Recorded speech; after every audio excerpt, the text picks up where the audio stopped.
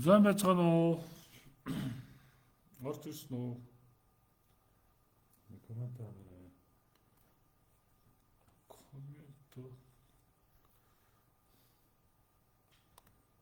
коммент. Ороод ирсэн юм шиг үү? Зам байцгаана орой минь төргийа. Өнөөдрийнхөө лайвыг ингээд сонгуул ба ардчлал гэсэн сэдвээр хийж байна. За энэ тохиргоо хийх ёстой ч удаас.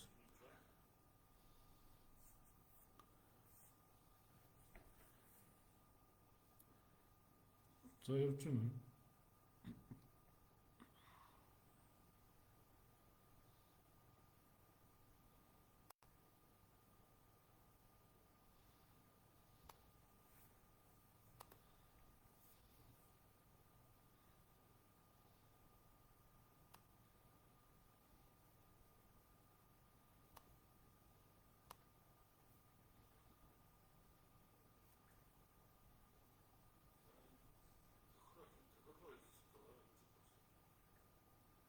Зогссон уу? Боо. Хм?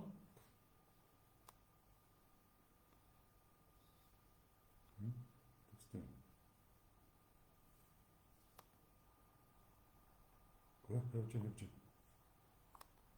Явж байна. Шүү. За манайхан дуу ямар сонсогдож байна? Лайв маань интернет коннекшн муу байна гэдэг ингээд байна. Энэ лангаараа холбогдож үлээд юм.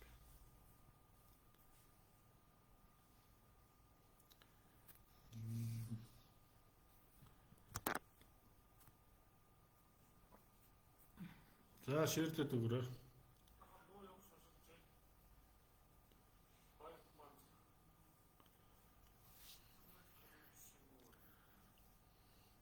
За хоёул өнөөдөр ардчлалын тухай ярилцдаг. Одоо энэ ардчлал гэхлээр л одоо манайхан чи ардчлалын нам юм шиг ойлгоод байдаг. Тэ.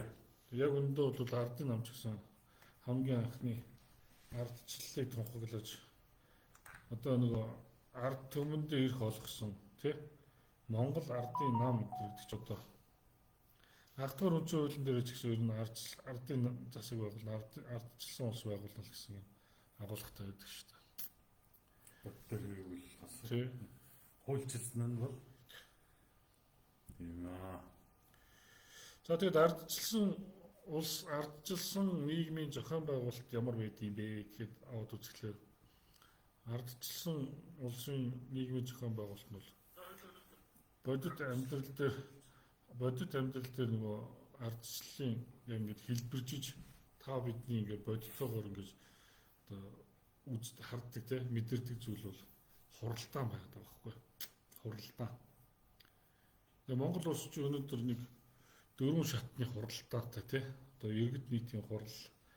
За тэгээд одоо хороо иргэд нийтийн хурлгүй болцсон баг шүү сүүлийн үед бас шинэ одоо засаг зүтгэл нэгжийнхээ хуулиараа. Тэгээд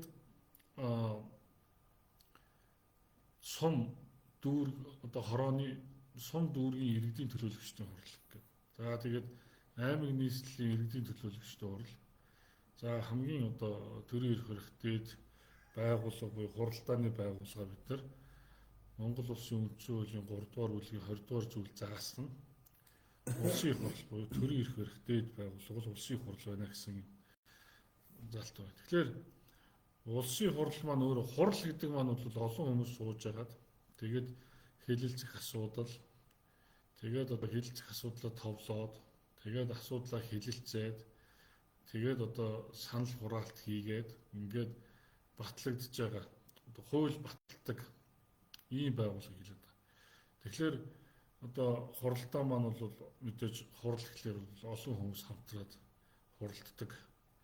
Олон хүмүүс одоо өөрсдийнхөө санаа оноог хэлээд тэгээд одоо түүнийхээ одоо тухай санал хураалт явуулдаг. Тэгээд эцэст нь шийдвэр гаргадаг ийм байгууллага. Тэгэхээр Монгол улсын хувьд бол үндсэн хуулийн дээр Монгол улсад засгийн бүх эрх ард түмний мэдэлд байна гэж заасан. Ард түмэн энэхүү эрхээ эдлэхдээ төрийн үйл хэрэгт шууд оролцсон эсвэл төлөөлөгчөөрөө дамжуулан оролцоно гэсэн юм залт байна.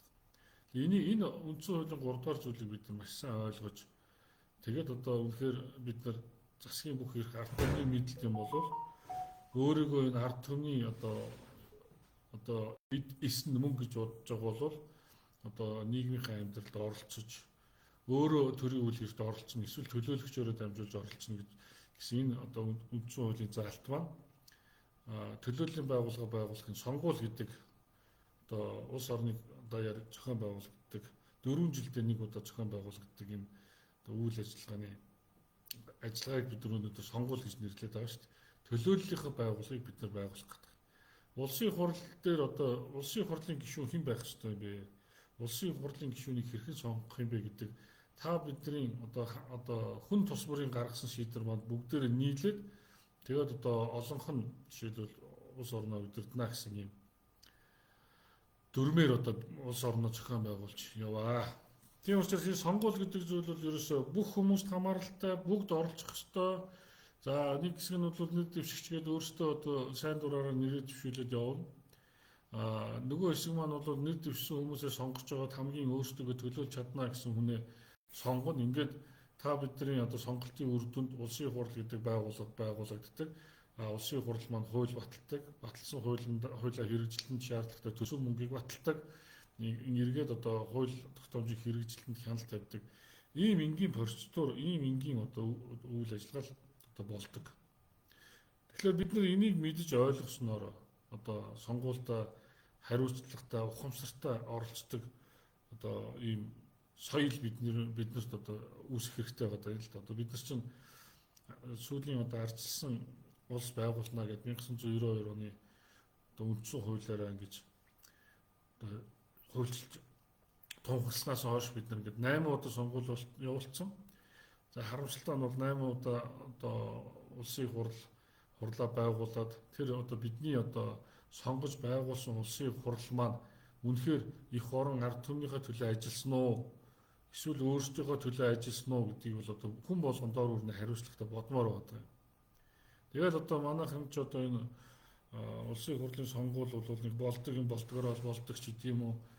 Одоо надгүй энэ улсын хурал болно гэдэг ч юм уу. Эсвэл одоо нам засаг минь одоо ингэж болж ин доо гэдэг ч юм уу нэг ийм нэг өөжөө 50 байдлаар ханддаг ч юм уу. Иймэрхүү байдлаас болоод бид нар нийтээрээ маш аз жаргалгүй тэгэхээр онцгүй одоо тэр эв нэгдэлгүй амьдраад байна л та. Тэгэхээр энэ удаагийн сонгуулиас эхлээд Монголын ард түмэн одоо сонгуул өөрөөс нь хамаарч байгаа шүү гэдгийг ухамсарлаж сонгуультай бүх нийтээр оролцоосоо. Оролцохдоо хариуцлагатай оролцоосоо.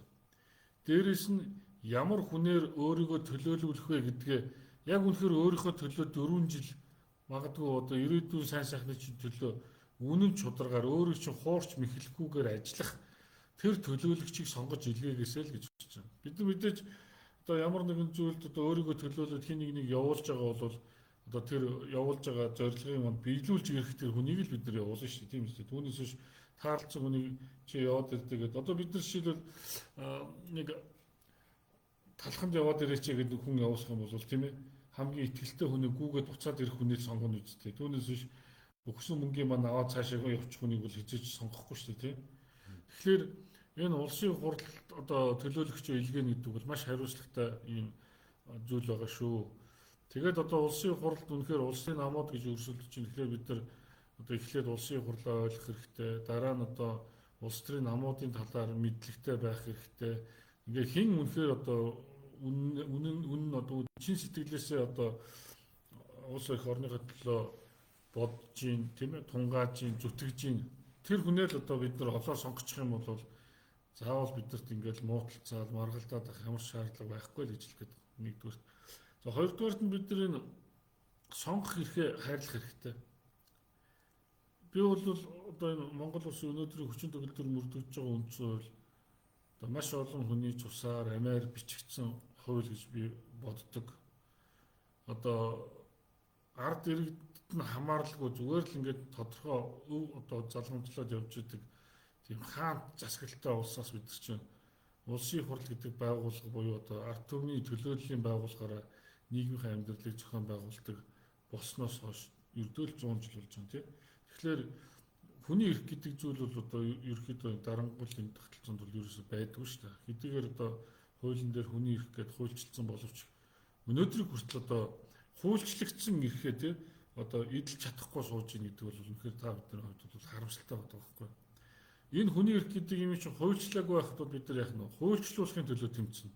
За өнөөдөр бид нар бол яах нь хуульчлагдсан эрхээ эдлэхийн тулд тэмцэх гээд байгаа байхгүй. Нэг өснөдөө хуулийн хэрэгжилтийн талаар л бид нар тэмцэх ёстой болохоос шинээр ямар нэгэн зүйлийг санаачилж одоо хуульчлах гэх одоо баг шаардлагагүй. Ийм л одоо цаг үед амьдарч байна.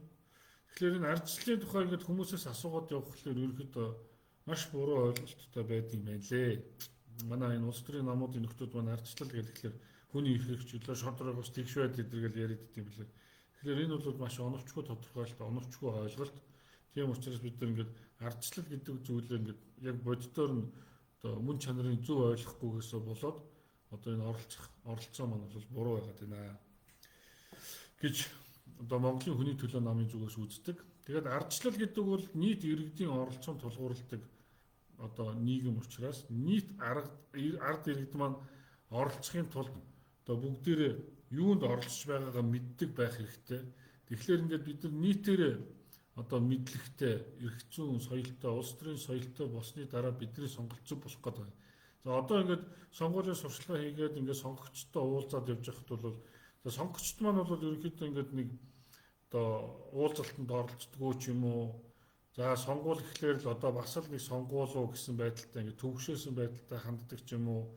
За ингээд нэр дэвшээд явж байгаа хүмүүс болохоор бүгдээрээ л барыг хулгайч нар явж байгаа юм шигээр ингээд одоо ойлгодог ч юм уу, туйлширдаг. За бүр ийм ойлголтыг санаатаагаар төрүүлдэгч одоо ийм механизм байгаа тийм. Тэгэхээр энэ бол өөрөө хамгийн буруу зүйл байна. Одоо сонгогчд маань одоо энэ нэр дэвшээд явж байгаа хүмүүс бүгдэнтэй нь очиод уулзаад бүгднгийнх нь одоо танилцаад энэ ч одоо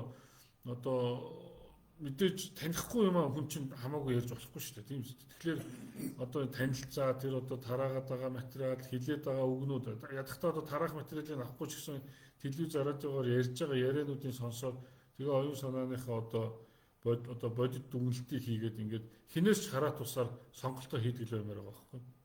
Тэгээ энэ ардчилсан нийгэм гэдэг бол ард иргэдийн оролцоотойгоо байгуулагддаг нийгэм учраас ардчилсан нийгэмдээ бид хамгийн ихний иргэдээ бэлтгэх, иргэдээ соён гэгэрүүлэх энэ ажлуудыг бол одоо уулна төр засаг маань хийж явах хэрэгтэй харамсалтай энэ ажлуудыг хийгээгүй байна л гэж бид нар үзэж байна. Тийм учраас Монголын хүний төлөө намаас бол иргэдээ хөгжүүлэх, ардчилсан нийгэмд амьдрах одоо тэр чадварыг олгохын тулд бид нар ингээд иргэдтэй эрх зүйн болон одоо бусад улс төрийн эдийн засгийн одоо нийгмийн тухай мэдлэгүүдийг олгох зорилгоор бол бид намынхаа гишүүд төдийгүй нийт ард иргэдэд ингээд сургалтуудыг зохион байгуулад явдаг байгаа. Тэгээд Монголын хүний төлөө нам бол энэ удаагийн сонгуул шүүхийг шүү гэсэн одоо ийм одоо уриатаагаар оролцож байгаа бидний хийх ажиллагаа ч гэсэн одоо нийгэм шударга шиг тогтоох ажлуудыг хийхээр ингээд төлөвлөд ажиллаж байна. Тэгээд Монголын хүний төлөө намаас зохион байгуулсан үндсэн хуулийн дагуулын төслийн талаар батгаа одоо бас мэдээлэл аваагүй хүмүүс байдаг юм шиг л шүү дээ. Би тайлбарлаад өгөх үү те. Үндсэн хуулийн дагуулын төслийг одоо улс орон даяар хэрэгжүүлээд одоо улсын хурлаас гэсэн одоо тогтоолгос гарсан шүү дээ. Зүгээр яг тэр нь бол нэг цаасан дээр бичиг бичснээс айхтар илүү гарсангүй л дээ төрийн зүгээс. Зүгээр эрдэнэ шударга төрөөс байгууллагаас үндсэн дагуулын төслийг санаачлаад бие даа нэлээд олон жил хэрэгжүүлээд ингэж явлаа. За одоо яг энэ сэдвээрээ эхлээд бид нэг судалгаа хийх шаардлагатай шүү дээ. Судалгаа хийгээд яг үндсэн хуулийн талаар мэдлэгийн талаар судалгаа хийгээд явах төр бол маш тийм харамсалтай үр дүнг гарч ирсэн. Ярээс дэш шуун ерөөсөө мэдэхгүй гэсэн тийм шууд тоол гарч лээ л дээ. Тэгэхээр энэ маань эргээд одоо нэг ямар ойлголт өгөөд байна гэхдээ зэрэг одоо биднийг удирдах байгаа төрийн байгууллагын ажилтан, удирдах албан тушаалтан, дээшлэл бүр одоо төрийн дээд байгууллагад ажилладаг гэдгээр хүмүүс маань ч мэдэхгүй ард иргэд маань ч бас тэр хэмжээгээр мэдэхгүй ийм одоо дүгнэлт гарч байна. Өөрөөр хэлбэл бид нар ерөөсөө дөрмөө огт мэдхгүй. Тэгээд тэр тоглоомоор тоглох гэж оролдоод байгаа гэдгийг дөр зөвл анзаарч байгаа юм л да. Тэгэхээр яг уу зүгээр үндсэн хуулийн дугуйлан төслийг аль орон нутагт аль чамд ингээд сомд ингээд яриад явсан гэсэн үндсэн хууль гэсэн утгаараа бидний одоо тэтгэм хууль гэсэн утгаараа хэн нэгэн архитан дарахтан одоо үндсэн хуулийг түгэх ажлыг бол хаана хориглоно болохгүй гэж ланцаа хэлдэг тийм хүмүүс бол ховор байсан. Хаа нэг бас байсан тийм ээ. Тийм утгаараа учраас яг бидний үнэхээр явж байгаа зорж байгаа тэр сэдв маа өөрөө ийм учраас бас харьцангуй бас амжилттай явагдсан. 21 аймгийн бүх иргэдийн хурлын дарга нар болон засаг дарга нартай хамтарсан одоо хамтарч ажиллах санамжчүүдэд гар үсэг зураад аймаг сомдуудаар одоо сурагч багш бэлтгэх үйл ажиллагаа эхлээд ингээд явж байгаа. Энэ жил болохтой зэрэг одоо анх дугаар үндсэн хууль батлагдсан 100 жилийн жил байгаа. Монгол улс бол Аз твдээ хамгийн анхны үндсэн хуультай болсон гэдгийг бол одоо энэ ташранд бас дурдж одоо та бүхэнд бас хэлмээр байна. Энийг бол бид нар бас бахархах ёстой.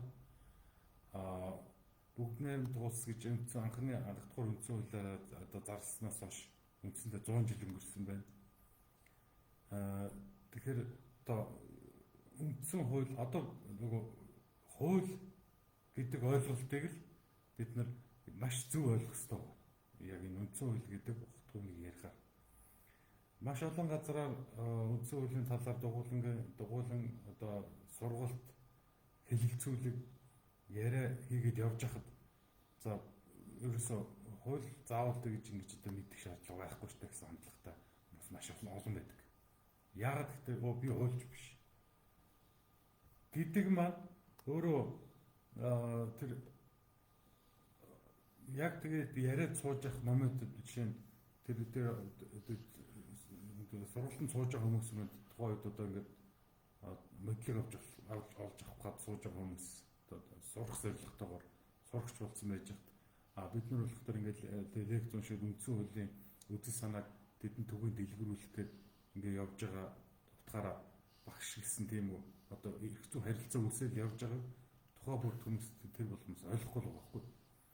Тэгэхээр энэ үндсэн хууль дугуйлан одоо бас нэг маш их яригддаг юм хөтэ зэрэг үндсэн хууль чиг муу хууль юм л шүү дээ. Тэгэл үндсэн хуулиас бол бид нэр одоо ядарч зүдэрч одоо ингэж амьдэрч Монгол улсын өнөөдрийн нийгмийн уруудалт оролт ерөөс үндсэн хуулиас л болцсон юм л шүү дээ. Гэсэн ийм ойлголт бас төвөөс их ярьдаг. Тэгвэл зэрэг асууж шүү дээ бид нэ. За яг ямар зүйл залтаас нь болоод ийм болсон бэ? Тэгвэл зэрэг мэдгүй. Уншиж үзээгүй. Тэгдэг инлээ гэсэн нэг юм одоо дам яриагаар дүгнэлт хийсэн. Одоо үндсэн хууль одоо Монгол улсын одоо тусгай тогтнолын баталгаа болсон тэр тэтэм хуулиа үүсч гисэн юм хүмүүс бүр дийлэн гэх юм байна. Нөгөө тарих угаалт гэж байгаа юм л тийм. Тэгээ манай чи их хурлын гишүүд нөгөө үндсэн хуулийг өөрчлөлийн шинжилгээгээд яриад байгаа хүмүүстэй нь очиод уулзхлаа. Тэд нар өөрсдөө үндсэн хуулийг уншааг байгаад тэгэхээр таарч ирсэн шүү дээ. Тэгэхээр тэр нь энэ ямар тоглоом яваад байна гэхдээ зэрэг зүгээр хэсэг нэг бүлэг нөхдүүд өнгөрсөн 30 жилийн хугацаанд Монголын ирээд зүгээр тоглолцоход одоо нөгөө шавар булчигнаас цэвэрхэн хуурай гарах гэж янз бүрийн сэтгэж байгаа энийг нь тэр үндсэн хуулинд бүх буруу тогтчоод өөрсдөө тэндээс одоо цагаан хүн болж нисэх гээд байгаа л ийм мэх яваад байгаа. Энэ мэхэнд нь л одоо айгүйх унтчихсан, мэхэнд унтчихсан л одоо тийм үзэгдэл айгүйх харагдаж ажиглагддаг.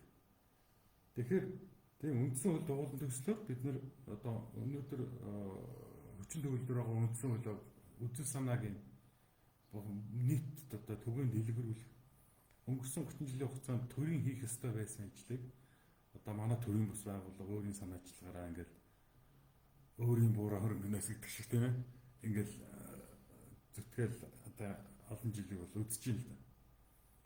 Тэгээд одоо ингээд эргээд боддог. Зүгээр Аа одоо Монгол бүгд найрамдах Монгол ард улс энэ үед одоо чинь Монгол улс бол жинхэнэ дарангууллын засаглалтай ийм улс байсан. Одоо энэтэй бол хинж маргахгүй байна. Бид тэр өнөөдөр ардчлалын тухай ярьж байна. Тэгэхээр одоо дарангууллын засаглалаа халаад бид нар яг ардчилсан улс яг байгуулж чадсан уу? Өнгөрсөн 30 жилийн одоо 30 жил болгонд бид нар ардсан улс байсан. Тийм ээ. Ардсан улс байгуулсан бол хэр амжилттай байгуулж. Өнөөдрийн нийгэмчүүд яг ардсан нийгэм одоо ингээд гаргал удамжаар явахаар ардчлал өмөртгөө. За тэгвэл арай байгуулж чадаагүй юм бол хэн энийг байгуулах хэн санаач одоо тэргүүлж явах хэрэгтэй байсан. Тэгээд хизээ бид нар тэдэр ардчлалтанд хүрэх юм. Энэ бүхэн ерөөсөө ганцхан асуулт хариултаар одоо хариулагдана. Юу гэхээр бид бүгдээрээ сонгогч. Одоо бид хоёр ингээд нам төлөөлөөд ингээд ярьж байгаа ч гэсэн бид хоёр өөрсдөө бас сонгогч. Тэгэхээр одоо энэ сонголтын энэ өдөр бид нар сонгогч байгаад одоо сонгогч болж идэвхтэйгээр оролцсон. Мөн сонгуулийн маргааш өдрөөс эхлээд мөн төр засагт үйл ажиллагаанд нь мөн сонгогч одоо бид нар хянагч болоод тухай бүрт нь шинжлэх ухаанч одоо эргэцэн хүрээний одоо шаардлагыг тавиад одоо ирэхээ шаардаад ингээд яваад байх юм бол одоо тийм боломж бүрдэж байх юм бол энэ одоо сая бид нар одоо ардчлалыг одоо бий болгочлаа гэж бас ойлгож байна. Одоо өөрөөр хэлбэл бүх юмд одоо оролцох хэрэгтэй шүү дээ. Тэгээд яг сүүлийн одоо ингээд нэг сонгуулийн сурталчилгаа хийснээс хойш ингээд материал маань бид нар бас нэр дэвшигчнэрийн хамт ингээд тодорхой тойргуудаар ингээд уулзалтайгээд ингээд явж байхад тийм итгэхгүй байгаа ч гэсэн ер нь бол бас нэг ажиглагдсан юм гэдэг энэ сонгуулиар манай ард түмэн ер нь тунчгийн тийм зөв сонголт хийхээр ер нь бас шийдчихсэн байна уу да гэж бас анзаарэгдэж байгаа. Одоо өмнө нь бол сонгуулийг бол зүгээр нэг сонгуулийн хэдэн өдөр машинаа хөлслөөд өөрөө завтаа бол нэг өдрийн хэдэн төгрөгөөр одоо нэг хөлсний ажил хийгээд ингээд нэг орлого одоо мөнгө олдоггүй гэх мэтлэнгээр их буруу ташаа ойлгодог байсан. Тийм юм бас одоо бас харьцангуй гайг болсон юм шиг. Энд чинь ер нь энэгээр чинь бид нэр одоо өнгөрсөн 30 жилээ ингээд хийж гисэн юм байна. Одоо цаашдын 4 жил одоо дараагийн 4 жил цаашлах дараагийн 40 жил 400 жилээ одоо энэгээр шийдэх олон сонгуулиудын нэг юм байна. Ийм байдлаар одоо идэвхтэй одоо хариуцлагатай оролцох юм байна гэсэн ойлголт бас авсан байдал бас анзаарэгдэж байна. Бид нар ч бас харьцангуй олон сонгуульд орлоо шүү дээ. Тийм. Тэгэхээр зүгээр харьцуулаад үзэхэд магадгүй одоо холимог системээр явж байгаа учраас магадгүй маш олон хүний нэрс одоо уртаа гिचийн урт тийм нэр дэвшигчдийн жагсаалт орж ирэх гэж байгаа учраас за одоо нэг тийм сонголттой байж болохоор сонгуул болох юм байна. Энд нэг оролцчих даа гэсэн юм ойлголт бас ард иргэдэнд төрсөн байна уу да гэж бас ойлгогдсон шүү надад. Итгэл найдвар байна тийм. Ер нь гэхдээ итгэл найдвартай байж амьдрал өөрөө утга учиртай байна шүү дээ тийм. Манай ард иргэдэг ингээд за нийтээр гэж хэлээгүй. Ер нь бол ихэнх нь ингээд бид нар итгэл найдваргүй болчихсон. Тэгэл нэг усын уул усын дагаа нэгдэг шиг. Тэгээд одоо магадгүй одоо ажилгүй болчихно гэдээ одоо жишээлбэл айгаа сууж идэг ч юм уу тий. Одоо энэ чинь ардсан нийгэмд амьдарч байгаа мөртлөө одоо байгууллагад арга удирдлагад одоо шаардлага тавьж чадахгүй хууль бус шаардлагыг биелүүлээ сууж идэг. Одоо энэ орон нутгуудад одоо ирэх барьж байгаа намууд бол одоо ингээд төрийн албаа гэж албан хүчээр цуглуулад байна гэж шүү дээ. Тэгээ одоо албан хүчээр цуглуулаад нөгөөдөл нь одоо яагаад ч тэгэл би энийг өөрөөсөө хуураад идэв тий.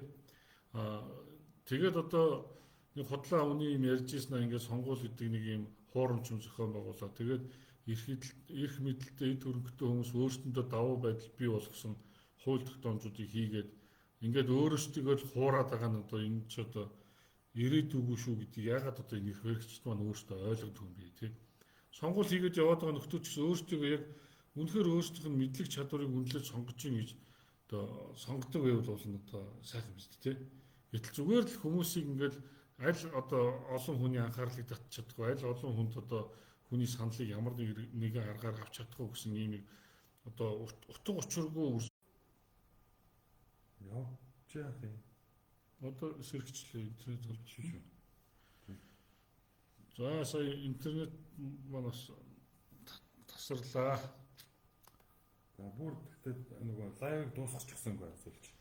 За тэгээд тийм халуувчтайгаар одоо та нар ардын нам замлаа өгөхгүй бол хоолноосоо салах шүү гэх мэтчлэнгийн тийм мессеж өгөх зорилготой ийм компани ажил улс орондоо явуулчлаа. Тэгээд энүүгээр одоо урд урдын нөгөө уламжлалт юм л явж штэ. Эхлэгчний. За тэгээд энүүгээр ингээд одоо тодорхой өвдөнд хүрнэ гэж бас бодсон юм шүү.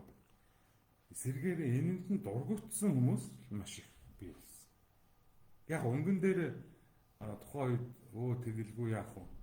Одоо юу гэдгийг те энэ одоо ардын намд өгүүлгүй яах вэ хэлсэн ч гэсэн цаашаа энэ бол яг бодтой одоо айдсыг өссөн тэр айдсыг ч юм төрүүлж чадсангүй үү гэж одоо над бол ойлгогдсон шүү дээ. Маш олон тооны хүмүүс энэ дургууттай гэж хэлээдсэн тийм ээ. Энэ тийм байлаар юм явсан шүү дээ гэдэг ингээд тэгж байна л. Тэгэхээр зүгээр үнэндээ одоо та бүхэн одоо энэ нэг юм сонголттой маягийн тийм сонгуул анхудаа явах гэж байна. Одоо энэ дээрээс одоо энэ боломжийг бас ашиглах шаардлагатай байх. Тэгээд та бүхэн одоо ингээд сонгуульд идэвхтэй оролцоод үүндээ зүгээр цаашаа зогсож байгаа хаалтны хараар өгж байгаа сонгуулийг чинь одоо дайлагууд хэсгийн ахлагч нараас тийм бас нэг тийм айц төрүүлдэг юм мессеж маш их өгдөг гэж хэлээ. Юу хөтэ зэрэг за хэн санал өгсөн чинь юу дуулсан чинь тэгэл мэддээ шүү бид нар төр байрдээ штэ гэж ингээл ойлгодог сөрдүүлдэг юм бас явд юм байлаа. Энэ бол ямар ч боломжгүй мэддэг байх боломжгүй. Тэгэхээр одоо ард иргэд нь ямар нэг айцсгүйгээр хуурамч айцсгүйгээр одоо өөрөвт одоо Монголын ирээдүйн хожим төлөө одоо зөв сонголтоо хийхээр харагдчихлаа ер нь том хийхээр харагдсан. За мэдээж тэгээд одоо улс төрийн намын тухай ойлголтыг одоо сайн одоо ойлгож авах хэрэгтэй. Тэгээд Монголын хүний төлөө намын одоо мөрийн хөтөлбөрийг та бүхэн судлаарай. Монголын хүний төлөө намын мөрийн хөтөлбөрийн пэйж хуудсан дээр байгаа шүү. За тэгээд Монголын хүний төлөө намын мөрийн хөтөлбөрөөс бас та бүхэндээ танилцуулъя гэж бодож байна. Тэгээд мэдээж бид нар бол эрх баригчд нам болно гэж бол өрсөлдөөгүй энэ удаагийн сонгуул. За ямар ч хэлсэн улсын хурал суудалтай улс төрийн хүчин болъё. Улсын хурал суудалтай улс төрийн нам болсноороо бид нар одоо тодорхой нийгэмд хэрэгтэй байгаа хууль тогтоомжуудыг одоо санаачилж тэгээд одоо улсын хурлаар хилцүүлэх, батлуулах, цаашдаа одоо тэр хуулийн бодлогоор дамжуулан нийгмийн амьдралд одоо эрс өөрчлөлтийг хийх ийм л зорилготой улс төрийн сонгуульд оролцож байгаа. Тэгээд энэ удаагийн Монголын хүний төлөө намаас одоо улсын хурлын сонгуульд нэг одоо дэвшүүлж байгаа ураа маань бол шүүхийг шүүнэ гэсэн юм маш тодорхой ураа байгаа. Өнөөдөр Монгол улсад хамгийн чухал зүйл шудраг усны л асуудал байна тийм үү? Одоо бид өнөөдөр бүгдээрээ шудраг байх хэрэгтэй. Үндсэн хуулийн дээр Монгол улсын иргэн шудраг байх хэрэгтэй гэж 17 дугаар зүйлээр заасан байна. Төрийн үйл ажиллагааны зарчим шудраг байх хэрэгтэй гэж одоо 1-р зүйлдээ заасан байна. Үнэхээр бид нар бүгдээрээ шудраг байдаг бол энэ одоо сонгуулийг хэн л өөрдөөд байна, хэн хаанаас ямар эд хөрөнгө хулгайлаад байна, авилга албан тушаалын гэмт хэрэгтэйгээ бүх нийтээрээ тэмцээ, авилга албан тушаалын гэмт хэрэгтэй тэмцэх гэсэн чинь шүүх нь болохгүй байна гэдэг нэг ийм одоо сонин одоо тийм одоо зовлонгууд олж зовоод байгаа нь бол бидний өөрсдийн л одоо юм одоо хариуцлагагүй байдлаа л гэж хэлмээр байна. Тэгээд бүх юм одоо ингээд уруудаад оройтод байгаа мэдсээр үжиж ямар нэгэн зүйл хийхгүй сууж яснаа. Тэгээ одоо нэг юм одоо бүх юм өнгөрсөн гэдэг нэг юм одоо урууд орой сэтгэлтэй ямар ч юм амьдрах итгэл үнэмшил байхгүй. Тэгээ одоо өөрсдөө тэмцэж үзээгүй ш. Одоо би одоо 20 жил ингээд тэмцлийг явж байгаа юм. За ингээд эрх хэрэгчлөөндөө бол олон удаа халдуулсан дөө. Тэгээ одоо гүтгүүлээд оромжлуулаад одоо Монголд ч баг одоо надаас муу байхгүй юм шүү. А гэхдээ би бол ерөөсөө шантардгүй. Миний хийгээд байгаа зүйл бол зөв цаг хугацааны аясаар бол юу хийгээд байсан бэ гэдгийг ойлгогдно. Би бол зөвхөн шудраг шүүхийг л хүсэж байгаа. Шүүх тогтолцоог шудраг болгоод энэ төр засгийн үйл ажиллагааг шудраг болгоод энэ хулгайлал өөр хийж байгаа бол хэнийг ч байсан гэсэн тэр хууль шүүхийн өмнө эргэтгэж байгаад гин буруутай тэр ерөнхийлөгч нь ч байна уу, ерөнхий сайд нь ч байна уу, сайд нь ч байна уу, яг л ижилхэн ард иргэдтэйг адилхан хариуцлага хүлээгээд нийгэмд учруулсан хохирлоо одоо арилгаад явдаг. Ийм нийгмийг байгуулчих юм бол өнөөдөр бид нар заавал нэгээ одоо шорон гянд хийх гэдэг асуудал биш шүү дээ. Гэтэл өнөөдөр яг одоо үндсэн хуулийнхаа яг эсрэг одоо төрийн одоо албанд очсон нөхдүүд маань бол хагартлаа байж байгаа. Одоо хөрөнгөцсөн үндслээ тайлбарлаж чадахгүй. Тэгээд одоо хууль шаардлагын байгууллагынхаа хүмүүсийг өөрсдийнхөө нөлөө бүхий хүмүүсээр тавиад одоо чи улсын хурал дээр тэр шүүгч томилох тухай, дээд шүүхийн шүүгч томилох тухай нэг одоо асуудал яригдсан та өөрөө санаж байгаа бох тий. Тэгээ Батцуур гэж шүүгчийг улсын дээд шүүхийн шүүгчээр томилох гэх тэгсэн чинь улсын хурлын бүлэглэл нь бол наад чинь голомтын хүн гэл бүр банкны төлөөлөл шүү дээ. Наад чинь банкны хуульч хийж исэн юм шүү дээ гэл ингээл их хурлын танхимд тий. Их хурлын танхимд энэ асуудал яригдаад байгаа шүү. Тэгээ одоо ерөнхий сайд маань одоо нэг Улаанбаатараас ярьж байна гэдэг нэвтрүүлэг одоо бүх телевизээр гаргаад одоо зоригийн хэргийн тухай яриулаад илүү дөрж юм уу хагас яриулаад тий ингээл явсан. Тэгээ тэр хийсэн нэвтрүүлэг дундаа ерөнхий сайд маань бол улсын дэд шүүхийн 5 шүүгчийн зурагтаа тавиад за тэгээд энэ бол бусдын нөлөөнд автаж одоо ингэж буруу шийдвэр гаргадаг шүүгч нарыг зарлалаа шүү дээ. Тэгээ хамгийн гол нь хариуцлага байхгүй. Тэгэхээр иймэрхүү байдлаар нэг бол одоо энэ дэс чинь дахиад нөгөө бидний өмнө ярьжсэн тийм нэг бол ерөнхий сайд одоо шудраг хүн тэр муу мухай шүүгчдэд хариуцлага тооцох гэдэг юм тийм үү. Тэгвэл хариуцлага тооцно хаана вэ? Тэр 5 шүүгчд ядахтаа одоо жишээлбэл гомдол гаргаж тийм одоо гэмт хэрэг үйлдсэн тэр одоо шүүн заслаг эрх мэдлээ хэтрүүлсэн ч гэдэг юм. Хуульчийн үйл ажиллагаа эрхлэхдээ хин нэгэнд давуу байдал олгосон гэдэг юм. Эрүүгүй үйлээ тусгай ингэ заасан гэмт хэрэгт холбогдуулж юм чинь гомдол гаргасан уу гэдэг асуудал байж байна. Чи хэрвээ үнэхээр тэр ерөнхийлөгчд хүний нөлөөнд автаад 5 шүүгч тэр одоо зурагтаар үзүүлээд байгаа 5 шүүгч үнэхээр гэмт хэрэг үйлдэлсэн бол яг тэр хүмүүс хариуцлага хүлээхгүй, яг тэр хүмүүс шалгагдахгүй вэ? Тэгэхээр ерөнхий сайд маань тэнд бүр ирэхээ хэрэгжүүлээд байгаа 5 шүүгчийг гүтгэчихсэн болох гэдэг байна. Хэрвээ тэр гомдол өгөөгүй бол гомдол өгчөөс одоо шалгахгүй байгаа бол тэр хууль шаналлын байгууллагын асуудал болно тийм үү. Тэгэхээр энэ чинь Монгол улс чинь өнөөдөр ингээд зүгээр яриад ингээд одоо гэмт хэргийг яриад өнгөрчдөг одоо ийм одоо боломж бол байхгүй байхгүй. Уул нь бол үнэхээр хууль дүрм нь одоо хүн бүхэнд ижил тэгш үйлчилдэг байсан бол одоо аль хэдийн шүүгчнэр юм уу ерөнхий сайд маань одоо эрүүгийн хариуцлага хүлээсэн байх хэрэгтэй байхгүй. Хуулийн дагуу тэр яриа болонгууд энэ хэргийг одоо зөх шатны байгууллага шалгаад эхлэх ёстой шүү дээ. Одоо тэр саяны тэр би нөгөө Замдаг хүүгийн их болтын үндэсний олон нийтийн хараад телевизээр ярьсан яриаг би хэлсэн шүү дээ тийм. Ерөнхийлөгчийн сонгуулиар Мак гэдэг компаниас маш хэмжээний мөнгө. Тэр нөгөө Мунзуу хоч нэмд орж гээд одоо нэг залуу байдаг шүү дээ тийм. Номтой хоёрын асуудлыг яриад байдаг. Тэр нэмд оржийн ярианд бол одоо сүүлд бас нэмд орж ярьсан байл л тийм. Энэ 2 сая доллар гэдэг 2 сая долларыг ингээд дэлбэг дөржийн сонгуульд өгсөн шүү дээ гэж өмнө ярьсан байгаа байхгүй. Гэтэл тэрийг одоо Замдаг хүүгийн их бол нотлолоо гэж байгаа байхгүй.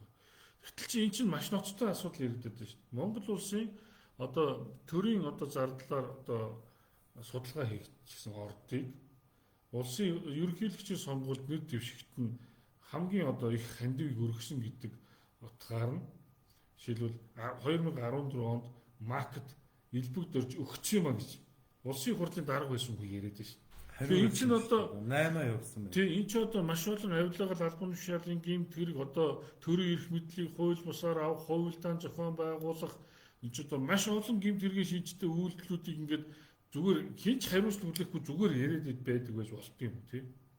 Өнөөдөр би бас нэг энэ мэдээлэл харсан юм л да. Одоо та бүхэн ч гэсэн харсан байх. Одоо миний фэйсбүүкийг ороод үзэх юм бол энэ нэг юм мэдээлэл байгаа юм. Энэ сайтн дээр тавигдсан мэдээлэл байл л да. За энэ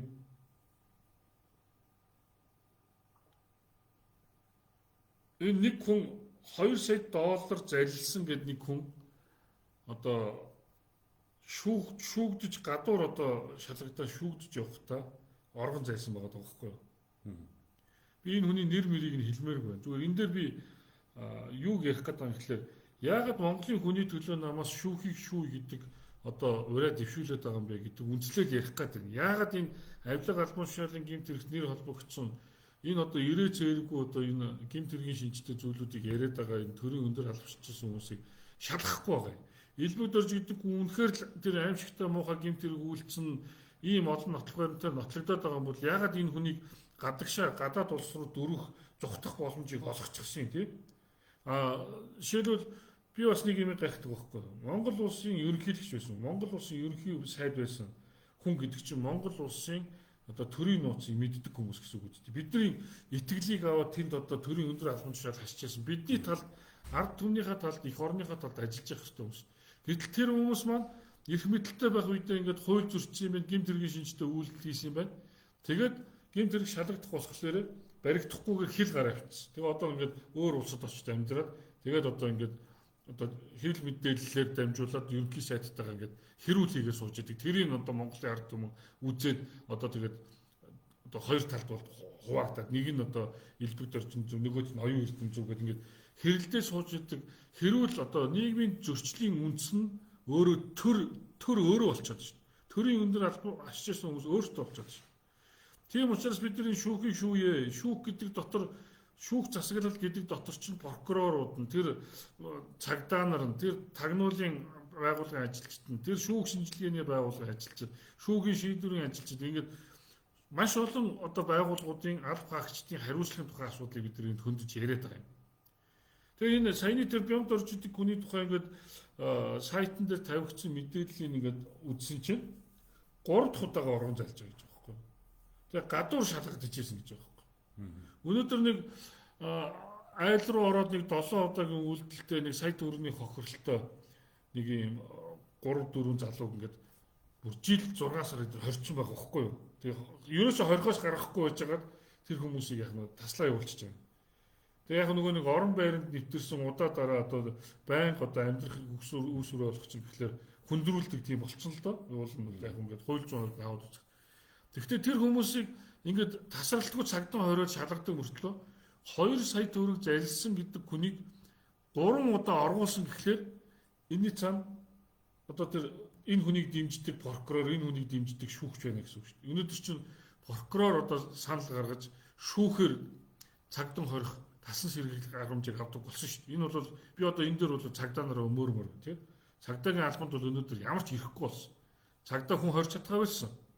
Цагдаа санал гаргадаг болсон. Гэтэл шүүгч прокурор хоёр нийлээд ингээд одоо 2 сая доллар магадгүй энэ мөнгийг одоо хаа нэг газар нуугаад тэгээд 2 сая доллараа хохирогчд нь нөхөөсөө илүүтэй магадгүй тий сая долларын одоо хууль хяналтынхын төгсчих юм уу тий одоо энэ чинь бол Монгол улсын яагаад 3 удаа энэ орвдог юм. Тэгээд энэ бол өөрөө маш одоо шудраг бас яг манай энэ хууль хяналтын байгууллагт байгаа хамгийн том асуудлын одоо суурь болчиход байгаа байхгүй юу. Би бол одоо өөрөө нэг хэлмэгдээ тохироод одоо ингээд намайг ч одоо шүүхтэр яваад очих шүүхэд дуутахад ирээгүйгээд хорж исэн шүү дээ. Тэгэхээр одоо үнэхээр гэртээ сууж явах чинь 90 сурвалжлаа. Тийм одоо ингээд зүгээр болж байгаа хүний чинь 90 сурвалжлаа. Удаадараа нэг ч удаа дуудаагүй нэ 90 сурвалжлаа гэдэг ингээд яг ингээд тэгээд нөгөө цагдаагийнхнаас би асуудаг байхгүй. Яагаад та нар ингээд гэдэг ихлээр дээрээс прокурорт гэсэн. Гэхдээ энэ одоо шүүх засаглалд одоо бид нар үнэхээр маш том шинжилт реформ хийхгүй бол нэр баларлаач өмөр.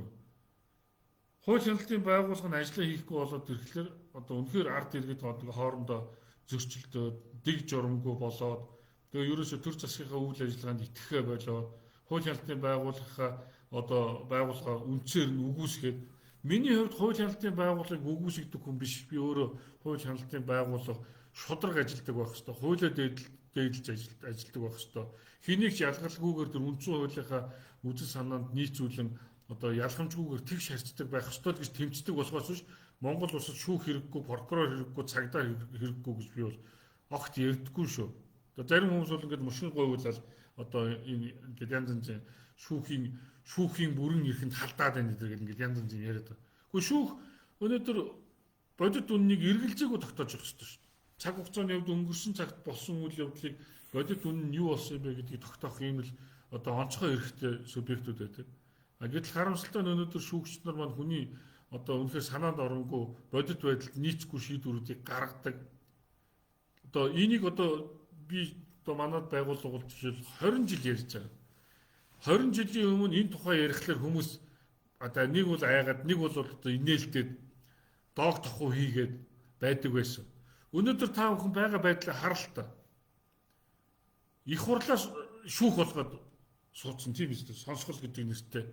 Тэгээ их хурлын гишүүд нь тэгээд нэг гимт хэрэгтүүдийг хурдаас суулгачаад одоо мэдүүлэг байцаалт аваад байгаа юм уу? Яагаад байгаа юм? Тэгээд эцсийн үр дагаварт тэр мэдүүлэг байцаалтын гин буруутай этгээд чи шүүхэл тогтооно гэсэн үндсэн хуультай байтал одоо нээлттэй сонсгол гэдэг юмар ингээд үгсэн хувилдах боломжийг олгоод тэр одоо нөгөө янз янзын гимт хэргийн уус мөрөө арилгах одоо янз янзын байдлаар говьлж тайлбарлах боломжийг олгоод ингээд гимт хэрэгтлүүдтэйгээ хувилдсан улсын их хурлаа болцсон тохиол бид нар яаж хүнд итгэж яаж хөгжлийн тухай ярих юм?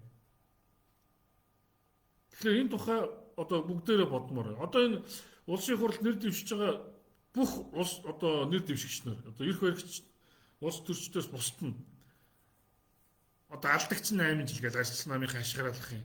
Бусад одоо хүмүүс нь тэгэл хулгайч нартаа тэмцэнэ л гэдэг юм. Гэхдээ хулгайч нартаа ч улсын их хурл тэмцдэггүй шүү дээ. Улсын их хурлын гишүүн тэмцдэггүй шүү дээ. Улсын их хурлын гишүүн хууль санаачилдаг, хууль баталдаг, хуулийг хэрэгжүүлдэг. Хүчин төгөлдөр мөрдөгдөж байгаа эрүүгийн хуулийн заасан гэмт хэрэг үйлдсэн хүнийг цагдаагийн байгууллага, тагнуулын байгууллага тэр авилгатай тэмцэх газрын одоо эрх бүхий этгээдүүдний шалгаад гин буруутай байх юм бол прокурор нь хяналтаа тавиад ингээд шүүхээр одоо эцсийн байдлаар шүүхээр гин бурууг тогтоогоод ял шийтгэл оноогоод тэр учруулсан хохирлыг барагдуулаад явах ёстой. Тэгэхээр энэ шүүхийн асуудал Монгол улсын өнөөдрийн хамгийн тулгымцсан асуудал юм а гэдгийг та бүхэн ойлгоод өгөөч. Үнэхээр энэ шүүх засаглалаа шинжилээд үнэхээр бүгдээрээ шударгаар амьдрий гэж байгаа бол өнөөдөр өнгөрсөн 32 жилийн хугацаанд гэмт хэрэг үйлдэж төрийн эрх мэдэлд очиод авилга албан тушаалын гэмт хэрэг үйлдсэн этгээдүүдэд хариуцлага хүлээлгэж чаддаг шүүхээ байгуулад тэр хүмүүст хариуцлага хүлээлгээд энэ авилга албан тушаалын гэмт хэрэгтнүүдийн учруулсан хохирол бол өстой тооцох аргагүй тийм үү? Тийм учраас тэр этгээдүүдийн гаргасан одоо хийсэн хохирлыг бүрэн төлөвлөх хэрэгтэй биш. Зүгээр нэг торгоод зүгээр нэг одоо эрхэлжсэн албан тушаалуулсан хоцруулсан бол ингээд ерөнхийдөө өнгөрөв. Тэгээд ард түмэн бүхний тэр хохирчж байгаа тэр хохирол бол үнэхээр хамгийн сүүлчийн тоос хүртлээр төлөгдөх ёстой. Одоо тэр цагаан суурны орд гэдэг их бол биеийн бие болтын үгүй зандаа хүүгийнх нь их болтын хэлээд байгаа тийм. Тэр нэг цагаан суурны ордыг л хэдүүл аваад энэ чинь стратегийн орд. Монгол улсын бүхэлдэн жижиг юм одоо том орд байж шүү дээ. Тэгтэл зүгээр л нэг сонгуульдаа хадив өргөсөн гэдгийнх нь оронд нь өгчихсөн. Тийм. Энэ тухай ингээд яриад. Гэтэл бүхий л одоо оюу толгой тэгвэл хідэн төгрөгөөр хинд очисон болоод өнөөдөр ингээд одоо Монгол улсын гадаад төрийн нэмэгдээд байдаг. Та бидэнд ирээд байгаа тэр баялагын одоо тэр хуваарлалт нь хаана байгаа вэ? Тэр энэ бүхэн бол нөгөө уваагүй хичнээн хайртар амар уваагүй болсон хичнээн дорд зоргоороо аашилдаг болсон ичиг хайх булчирхаагүй болсон одоо ард түмэн бүгдээрээ энэ үг хэлж байгаа шүү дээ. Ямар амар юм бэ? Ичдэг юм гэдэг. Үнэхээр шүүх ийм дампуурцсан байж хахад ичиг булчирхааны талаар ярих ямар ч одоо утгагүй. Шудраг шүүх гэдэг зүйл үнэхээр шудраг байж чадвал тэгсэн цагт сая одоо нөгөө ичиг булчирхаа чинь ажиллан болж эхэлнэ. Тийм үү? Ичиж айдаг болно. Юм альва юм баригддаг бас хэмжээ хязгаартай болно. Ийм учраас манай намын энэ одоо энэ нээлж сонгуулийн өрөө шүүхийг шүүр гэж байна. Тэрнээс шүүгч нарыг урдаа суулгачаал загнах гэдэг байгаа юм биш. Таг хүмүүс өгчлэн бас битээ ойлгоорой. Одоо энэ нээлттэй сонсгол гэдэг юмыг зөв шүүгч нарыг дуудчихл нээлттэй сонсгол юм байна. Одоо тэгэл хүн хэлмэгдүүлсэн гэж яриад та. Тэр зоргийн хэргийн нээлттэй сонсгол гэдэг чинь 11 шүүгч. Тэгээ 11 шүүгч шийдвэр гаргасан байна шүү дээ. Одоо анх шатны 3 шүүгч, 5 заалдах шатны. Одоо тэгээ баахан хүн хэлмэгдүүлсэн тэр 11 шүүгч өнөөдөр ч гэсэн мөн маргааш ч гэсэн одоо шүүн таслах одоо үйл ажиллагаа хийгээд хүний ирээдүйг шийдэл явж байгаа. Одоо айгуул энэ зоргийн хэргийг анх шатны шийдсэн шүүгч нар нь одоо 5 заалдах шатны шүүг болцсон. Хяналтын шатны шүүгч болохгүй явж байгаа шүү дээ. Юу тийм. Ингээд одоо би сквадд дүүрэг мөргийн зарим шүүгч нарыг одоо би хараад байхад ингээд хамгийн одоо ингээд одоо олон төмний одоо юм анхаарал татсан юм албан тушаалын гэмт хэрэгүүдийн шүүсэн шүүгч нар дандаа дэше өксөж байгаа байхгүй. Тийм чинь өөрөө улс төрчдийн захиалгаар ажилладаг Google-тэй тэгээд тэр улс төрийн үгэнд сайн орж байгаа учраас тэр хүмүүсийг ингээд шат ахиулаад яваад байна шүү. Тэгэхээр иймэрхүү одоо 8 тийм иймэрхүү шудраг бус зүйлийг л таслан зогсоох нь бол бид нар улс орноо бодсон ирээдүйд одоо хамгийн чухал гаргах шийдвэр гэж хэлэх гээд байна. Түүнээс биш зүгээр танил талаа одоо өрөвдөөл манай нутаг усныхын хөөрхий зайлвал тийм юм ийм ингээд төрийн алд гэдэг бол өөрөө хатуу халав. Одоо бид төрийн сүлд өршөөл гэж явдаг. Төрдөө бид нар итгэхгүй хиндэт гэтэл төрд очисон хүмүүс нэм хомхой сувдаг, амиа утсан, эд хөрөнгө эрх мэдэл, нэр алдар дуртай ийм байхлаар Монгол улс яаж хөгжих юм бэ? Одоо нөгөө үндэсний телевизүүдээр ингээд нэг олон шийдвэр гаргаж хилцүүлэг хийгээд байгаад мэтгэлцэн гэж нэрлээд байгаа. Яг үндэд тэр нь хилцүүлэг байгаа байхгүй. Хилцүүлэгч байж чадахгүй. зүгээр шоу. Тийм одоо зүгээр нэг ингээд одоо хүмүүс нэр дэвшигт ажилт тэгш боломж олгож байгаа гэсэн нэртэй. Тэгээд ингээд богинохон юм яриулж яснаа тэрийг одоо жишээлбэл ингээд ухрааж үзэж болохгүй, хуулж авч болохгүй тийм чи их хэрэгцээ бодлого байгаа шүү дээ. Чи одоо сонгуулийн сурчлага хийж байгаа юм бол тэр сурчлагыг чи энэ сурчлагын боломжит хугацаанд тэр одоо үнэхээр тэр хүмүүсийн яриад байгаа зүйлийг сонгогч болгон сонсоод энэ материалд буруу юм яриад юм гэвэл одоо сонгохгүй л юм тийм үстэй. Энэ нь үнэхээр сайн юм ярьж ингээд тэр хүнээ сонгуул тэрл үстэй. Ингээд энэ сонгуулийн сурчлага хийгээд байгаа одоо материал хийгээд байгаа юм шиг мөртлөө тэрийг нөхөж үзэж болохгүй, давтаж үзэж болохгүй, хуулж үзэж болохгүй. Гэхдээ чи одоо шинжлэх ухааны техник технологи хөгжсөн үед одоо хэнийг юугаар хясаад байгаа юм бэ? Иймэрхүү асуудлууд байгаад байна. Гэхдээ энэ бол яг өнөөдөртөө одоо монхоглол одоо тэр монхог түшээд одоо өөрсдөө бодвол одоо айгуу тийм хясаад чадаад байна гэж бодоод байгаа шин. Энэ бол одоо андуурал шүүл гэдгийг хэлмээр байна. Ийм байдлаар бол угаасаа урагшаа явахгүй. Одоо бид нар өнөөдөр ямар эргээд бүгдээр урагшаа явахгүй. Хэмжээгүй эрэхт ямар хаанаа эргээд гаргаж залж чадах шүү дээ тий. Одоо тийм чи одоо бид нар ардчсан нийгмээ бэхжүүлэх хэрэгтэй, хамгаалах хэрэгтэй. Хүн болгон эрхтийг сайн сайхан амьдрах, түүний төлөө хүн болгон оролцдог, хүн болгон хичээдэг, хүн болгон хариуцлагатай байдаг баймаар байгаа байхгүй. Тэгэхээр л нөгөө хяналт хариуцлагын тогтолцоо зайлшгүй шаардлагатай байгааг л Монголын хүний төлөө намын зүгээс бол байнга ярьж байгаа. За тэгээд мэдээж одоо өнөөдрийнхөө лайв төгсгөлд хоёулаа Монголын хүний төлөө намыг танилцуулъя тийм ээ. Монголын хүний төлөө нам 2017 онд байгуулагдсан. Бид өөрсдийнхөө үжил баримтлал одоо үйл ажиллагаагаа имхэл цэгцлэх одоо өөрсдөнтөөгөө үжил бодол нэгтэй хүмүүсийг олох одоо үндэсний хэмжээнд үйл ажиллагаа явуулахын тулд сум аймаг одоо засаг захиргааны бүх нэгжүүдэд бид нар өөрсдийн үжил бодлыг дэмждэг, ойлгодог хүмүүстэй болж иж бидний үйл ажиллагаа маань хэлэх ёстой. Тэгэхээр бид нар өнгөрсөн одоо 7 жилийн хугацаанд үүсэн байгуулагдсан цагаас одоо суур ажлуудаа бол маш сайн хийсэн гэж ойлгож байгаа. Тэгээд одоо энэ сонгуул дуусаад бид нар одоо 2028 оныхоо сонгуул бэлдэнэ. Намынхаа анх шатгийж байгууллагуудыг байгуулна. Тийм учраас одоо энэ удаагийн одоо сонгуулиар бидний одоо хамгийн том зорж байгаа зорилт бол яаж дараагийн 4 жилд илүү олуулаа болох уу, илүү зохион байгуулалттай болох уу, илүү одоо мэдлэг чадвартай гишүүдээр хүрээгээд хэлэх вэ гэдэг энэ одоо үнц суурийг тавьж байгаа гэж та бүхэн ойлгож байна.